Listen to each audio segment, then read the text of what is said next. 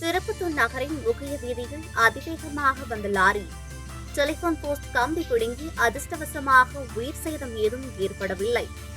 சிவகங்கை மாவட்டம் திருப்பத்தூர் மற்றும் அதன் சுற்றுப்புற பகுதிகளில் சீமை கருவேல மலர்கள் விவசாய பயன்பாட்டிற்கு இல்லாத நிலங்களில் அதிக அளவில் வளர்க்கப்பட்டு குறிப்பிட்ட காலத்திற்கு பிறகு விறகு வெட்டப்பட்டு திருப்பூர், பல்லடம், கோயம்புத்தூர் ஆகிய பகுதிகளில் உள்ள மில்கள் பயன்பாட்டிற்காக தினசரி 50க்கும் மேற்பட்ட லாரிகளில் சீமை கருவேல மரங்கள் இரவு நேரங்களில் எடுத்து செல்வது வாடிக்கையாக உள்ளது.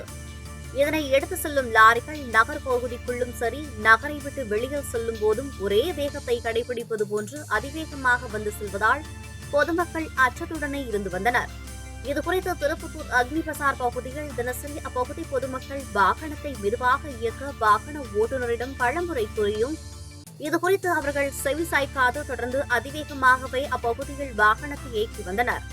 இதனால் அப்பகுதியில் குடியிருக்கும் பொதுமக்கள் இரவு நேரங்களில் தங்களது உறக்கத்தை கெடுப்பதாகவும் பலர் புகார் கூறி வந்த நிலையில் இன்று சுமார் 9 மணி அளவில் இரவு அப்பகுதியில் விறகுகள் ஏற்றிக்கொண்டு அதிவேகமாக வழியாக வந்த வாகனம் அக்னி பசார் பகுதியில் வளைவில் திரும்பும் பொழுது லாரிகள் அடுக்கி வைத்திருந்த விறகு கட்டைகள் அப்பகுதியில் இருந்த வயர்களில் சிக்கி சிறிது தூரம் இழுத்து வந்ததில் இணைப்பு வயர்கள் கட்டியிருந்த அப்பகுதியில் இருந்து BSNL நிறுவனத்திற்கு சொந்தமான வயர் கடத்தும் கம்பம் தனியாக உடைந்து தெரித்து லாரியின் மீது விழுந்தது. அதிர்ஷ்டவசமாக அந்நேரத்தில் அப்பகுதியில் எவரும் பயணிக்காததால் உயிர் சேதம் ஏதும் ஏற்படவில்லை. இச்சம்பவம் அறிந்த திருப்பத்தூர் நகர் போலீசார் உடனடியாக விரைந்து வந்து அப்பகுதியில் ஏற்பட்ட போக்குவரத்து நெரிசலை சரி செய்தனர்.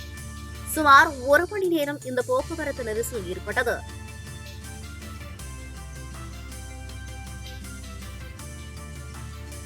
லாரி ஓட்டுநர்களின் அதிவேகமான வாகன இயக்கும் நிலையால் அப்பகுதியில் பல்வேறு வீடுகளில் வீட்டின் மின் இணைப்புகள் பலமுறை துண்டிக்கப்பட்டுள்ளது.